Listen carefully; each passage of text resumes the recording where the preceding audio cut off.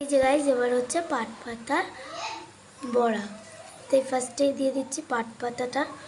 পাট পাতাটা দেওয়া হয়ে গেছে আমাদের।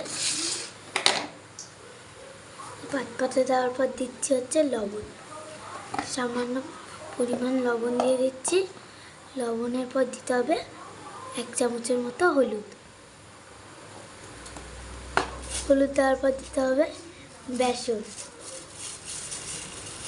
এই যে এখানে বেসন আছে, বেসনটাকে দিয়ে দিতে হবে।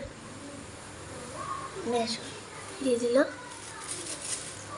বেসনটা 1 হাতার মতো দিতে হবে। 1 কাপের মতো জল দিয়ে দিতে হবে। এই যে জল দেওয়ার পর ভালো করে এটাকে মেখে নিতে হবে।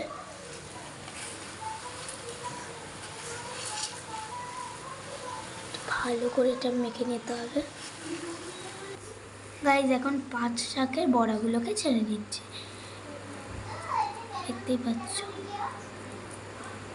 পাট শাকের বড়াগুলোকে ছেড়ে দিন।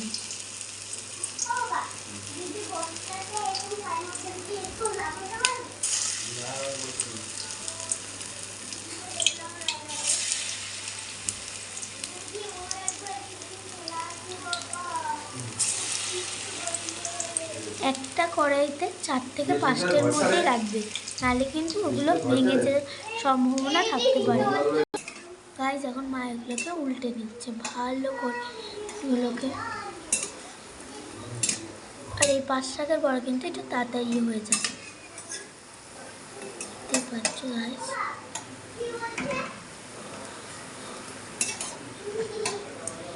গাইজ দেখো এগুলো ভাজা হয়ে গেছে, এখন না উঠিয়ে দিচ্ছি এগুলোকে।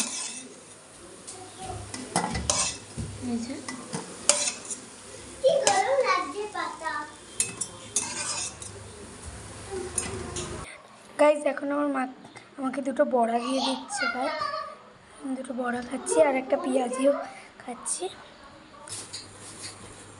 গাইজ এখন আমি আগে পেঁয়াজিটা খাচ্ছি, খুব দারুণ হয়েছে। এখন আমি পাট শাকের বড়াটা খাচ্ছি।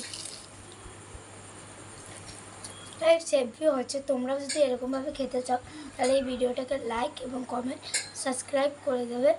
আর পরের ভিডিওতে আবার দেখা করবে। আজকের মতো টাটা।